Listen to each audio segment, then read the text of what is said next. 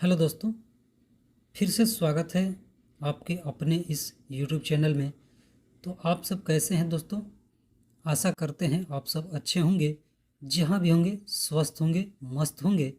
तो दोस्तों, आज के इस वीडियो में हम लेकर आए हैं साइबर कैफ़े के बारे में जानकारी।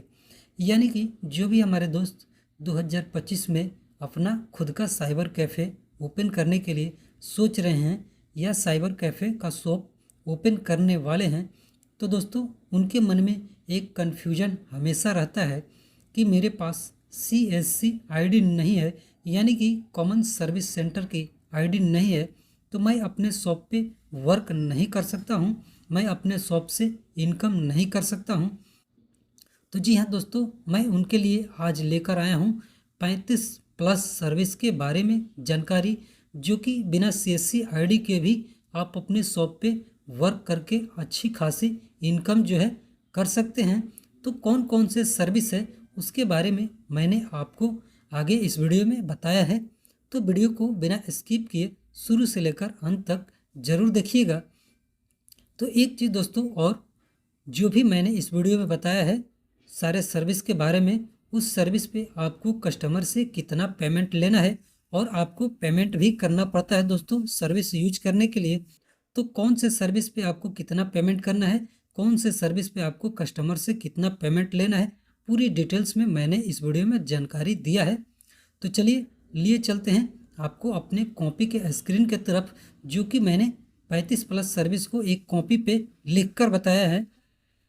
तो दोस्तों, कॉपी के स्क्रीन के तरफ चलने से पहले आपसे एक छोटी सी रिक्वेस्ट है कि अगर आप हमारे चैनल पे पहली बार आए हैं तो वीडियो को लाइक कर दीजिएगा, चैनल को सब्सक्राइब कर दीजिएगा और वीडियो अच्छा लगे तो इसे शेयर भी कीजिएगा, ताकि और भी लोगों को इसके बारे में जानकारी मिल सके। तो चलिए चलते हैं अपने कॉपी के तरफ। तो चलिए दोस्तों, यहाँ पे हम अपने कॉपी के स्क्रीन पे आ चुके हैं।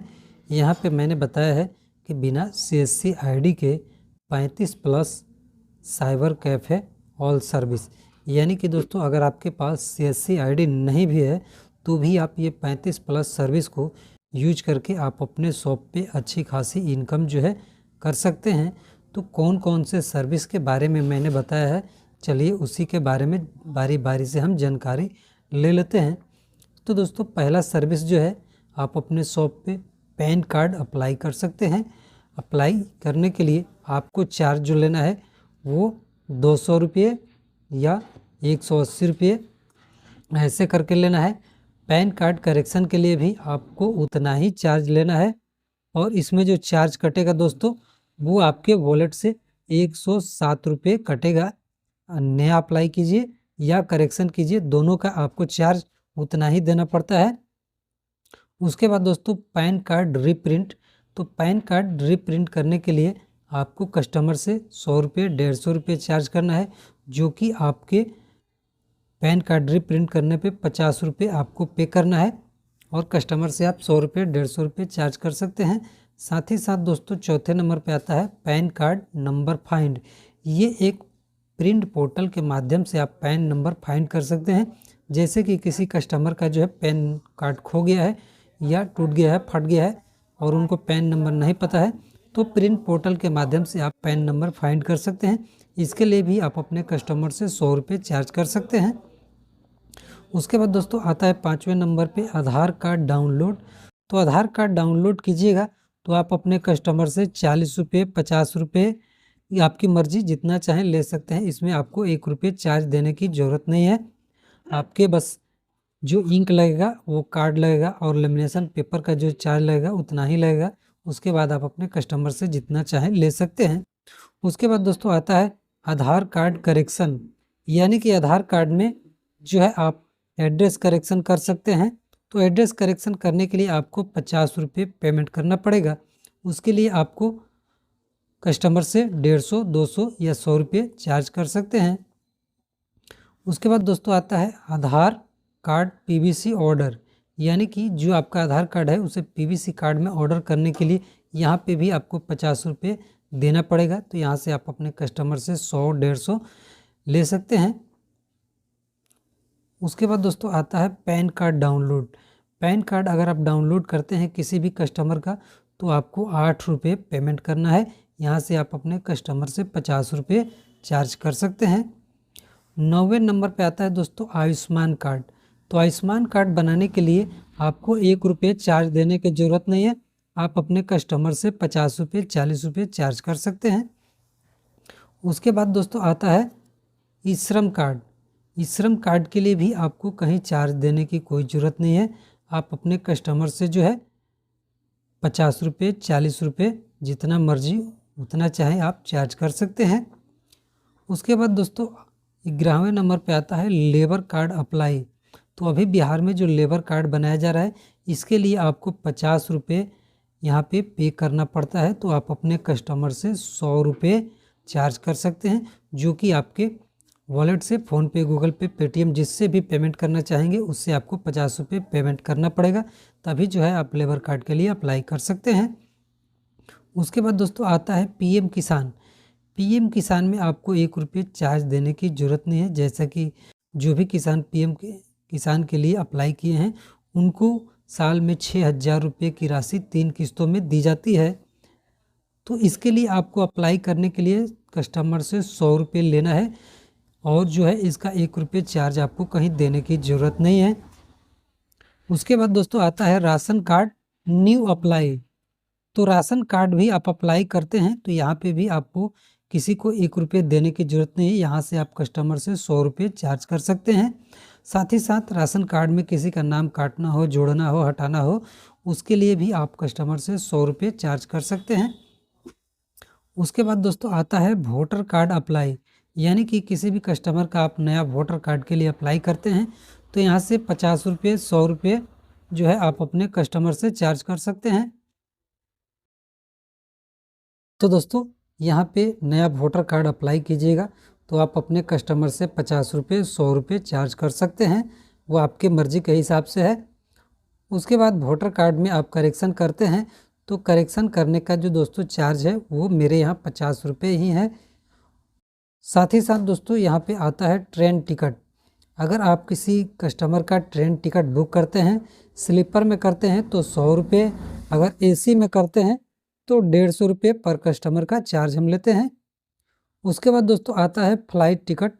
फ़्लाइट टिकट भी हम बुक करते हैं तो 500, 1000 रुपये पर कस्टमर से हम लेते हैं। उसके बाद अकाउंट ओपनिंग। तो अकाउंट ओपनिंग के लिए दोस्तों हम कस्टमर से 100 रुपये ही लेते हैं, जो ऑनलाइन अकाउंट ओपन होता है। उसके बाद मनी ट्रांसफ़र। तो मनी ट्रांसफ़र पे सभी को पता है दोस्तों 1000 पे आपको 10 रुपये लेना है। और साथ ही साथ दोस्तों यहाँ पे कैश विड्रॉल, यानी कि जो आधार कार्ड से आप पैसा निकासी करते हैं तो यहाँ पे 1000 पे सभी 10 रुपये ही लेते हैं, तो आप भी 10 रुपये ले सकते हैं। उसके बाद दोस्तों यहाँ पे आता है नेक्स्ट मोबाइल रिचार्ज। तो यहाँ पे आप एक्स्ट्रा नहीं ले सकते हैं, जितना आप रिचार्ज कीजिएगा उतना ही आपको कस्टमर से लेना है, ये टॉपअप के हिसाब से आता है। अब उसके बाद दोस्तों आता है बर्थ सर्टिफिकेट। तो जिस भी कस्टमर का आप ऑनलाइन बर्थ सर्टिफिकेट बनाइएगा तो यहाँ पे 300, 400 या किसी किसी से 500 रुपये भी आप ले सकते हैं, ये आपके मर्जी के ऊपर है दोस्तों, आपकी मर्जी, आप जितना चाहें उतना ले सकते हैं। उसके बाद आता है दोस्तों आय जाति निवास, यानी कि रेसिडेंस सर्टिफिकेट, इनकम सर्टिफिकेट और कास्ट सर्टिफिकेट, ये तीनों बनाते हैं तो पर एक का 50 रुपये, तो तीनों का 150 रुपये आप ले सकते हैं। उसके बाद आपको आता है पीएफ क्लेम, यानी कि पीएफ का पैसा जो निकासी होता है तो यहाँ पे 100 रुपये लेना है जिस भी कस्टमर से आप पीएफ का पैसा निकासी करते हैं। उसके बाद आता है रिज्यूम। तो रिज्यूम बनाने के लिए 50 रुपये ही हम लेते हैं दोस्तों, ये बायोडाटा भी कहा जाता है। उसके बाद आता है ज़मीन रसीद। जो ज़मीन का रसीद है वो ऑनलाइन जो काटा जाता है, तो यहाँ से आप अपने कस्टमर से उसी हिसाब से पैसा लेना है जिस हिसाब से आपके फ़ोनपे, गूगल पे, पेटीएम जिससे भी आप पेमेंट करेंगे ज़मीन रसीद का, जैसे लगान पे करेंगे उसी हिसाब से लेता है। तो यहाँ पे मैं 100 रुपये पे 20 रुपये लेता हूँ। जैसे कि 100 रुपये का मैं उनका पेमेंट करूँगा तो यहाँ से 20 रुपये मैं उनसे लूँगा। उसके बाद पासपोर्ट अप्लाई। तो यहाँ पे पासपोर्ट अप्लाई करने के लिए दोस्तों आपको 1500 रुपये का चालान पे करना पड़ता है। तो आप अपने कस्टमर से 1600-1700 रुपये ले सकते हैं। उसके बाद दोस्तों आता है आधार प्रिंट। तो ये भी एक प्रिंट पोर्टल के ही माध्यम से आप कर सकते हैं। तो इसके भी लिए भी आपको चार्ज देना पड़ता है 25 रुपये, 30 रुपये। तो यहाँ से आप अपने कस्टमर से 80 रुपये या 100 रुपये जो है चार्ज कर सकते हैं। उसके बाद आता है वोटर प्रिंट। ये भी प्रिंट पोर्टल के माध्यम से अगर आप करते हैं तो यहाँ पे भी आपको 15 रुपये, 20 रुपये पेमेंट करना पड़ता है। तो यहाँ से आप 50 रुपये या 80 रुपये पेमेंट ले सकते हैं। आप अपने कस्टमर से आप अपने हिसाब से देख सकते हैं। उसके बाद दोस्तों 30 नंबर पे आता है सिम कार्ड सेलिंग। तो ये दोस्तों ऑफ़र के हिसाब से चलता है। जो सिम कार्ड सेलिंग होता है कभी 200, 250, 300, 100 रुपये, ये अपने ऊपर निर्भर करता है कि हम कितना में सिम कार्ड को सेल करेंगे। अब चलिए नेक्स्ट आता है दोस्तों यहाँ पे वृद्धा पेंशन। जो 31 नंबर का है वो वृद्धा पेंशन, यानी कि जिनकी उम्र 60 वर्ष से ज़्यादा हो चुकी है, चाहे वो महिला हो या पुरुष हो, तो अगर उनके लिए आप वृद्धा पेंशन का ऑनलाइन अप्लाई करते हैं तो यहाँ पे आप कस्टमर से 100 रुपये चार्ज कर सकते हैं। उसके बाद आता है दोस्तों फसल बीमा। जो फसल बीमा करते हैं तो यहाँ से कस्टमर से आप 50 रुपये चार्ज कर सकते हैं। यहाँ पे भी आपको 1 रुपये देने की ज़रूरत नहीं है। उसके बाद डीबीटी में दोस्तों किसान रजिस्ट्रेशन कर सकते हैं, कृषि यांत्रिक यंत्र के लिए ऑनलाइन अप्लाई कर सकते हैं, बीज के लिए अप्लाई कर सकते हैं, पीएम किसान के लिए अप्लाई कर सकते हैं। इसमें भी दोस्तों आपको कहीं 1 रुपये देने की कोई ज़रूरत नहीं है। आप अपने हिसाब से कस्टमर से चार्ज कर सकते हैं। जैसे कि मैं किसान रजिस्ट्रेशन करता हूं तो 50 रुपये चार्ज करता हूं, यांत्रिक यंत्र के लिए अप्लाई करता हूं तो 50 रुपये लेता हूं, और जो पीएम किसान के लिए अप्लाई करता हूं तो दोस्तों 100 रुपये लेता हूं। उसके बाद दोस्तों लाइफ सर्टिफिकेट यानी कि जीवन प्रमाण पत्र। जो भी वर्कर काम किए हैं, जो कि कंपनी से रिटायर हो चुके हैं, अगर उनका लाइफ सर्टिफिकेट साल में एक बार किया जाता है जीवन प्रमाणीकरण, तो उसके लिए आप उनसे 100 रुपये चार्ज कर सकते हैं, 50 रुपये भी चार्ज कर सकते हैं। ये आपकी मर्जी, यहाँ पे आपको 1 रुपये चार्ज देने की कोई ज़रूरत नहीं है। अब दोस्तों आता है वैकेंसी जॉब के बारे में जानकारी जहाँ से हमें मिलती है, तो उसका साइट के बारे में हम जान लेते हैं। तो यहाँ से एक चीज़ और है दोस्तों, सारथी परिवहन।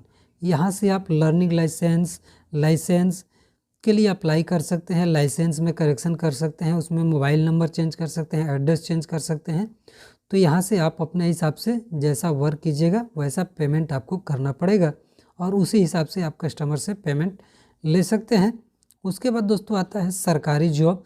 तो सरकारी जॉब से आप वैकेंसी के बारे में पता कर सकते हैं, जॉब के बारे में पता कर सकते हैं, एडमिट कार्ड या सरकारी कोई जॉब आ रहा है उसके बारे में पता कर सकते हैं। उसी में आता है दोस्तों सरकारी योजना, साथ ही साथ एक आता है सरकारी रिजल्ट, सरकारी एग्ज़ाम और सरकारी नौकरी। ये 5 ऐसे साइट हैं जिससे कि आप पता कर सकते हैं कि कौन सा सरकारी जॉब आया है या नहीं आया है, क्या सरकारी योजना आया है या नहीं आया है। तो इसी सरकारी जॉब, सरकारी योजना, सरकारी रिजल्ट, सरकारी एग्ज़ाम, सरकारी नौकरी के माध्यम से जो है आप पता कर सकते हैं। अगर आपके पास CSC ID नहीं है, यानी कि कॉमन सर्विस सेंटर की ID नहीं है, तो दोस्तों यहाँ पे 35+ यानी कि मैंने 40 सर्विस के बारे में बताया, जो कि आप बिना CSC ID के यूज करके आप अपने शॉप से अच्छी खासी इनकम जो है कर सकते हैं। अगर आपके पास CSC ID है तो भी आप ये सारे सर्विस को यूज कर सकते हैं। तो जैसा कि दोस्तों मेरे पास CSC ID है, फिर भी मैं ये सारे सर्विस को बिना CSC ID के भी यूज करता हूँ। तो ये वीडियो दोस्तों आपको कैसा लगा हमारे कमेंट बॉक्स में कमेंट करके ज़रूर बताइएगा। तो चलिए दोस्तों मिलते हैं एक नेक्स्ट वीडियो में नेक्स्ट टॉपिक पे, तब तक के लिए जय हिंद दोस्तों।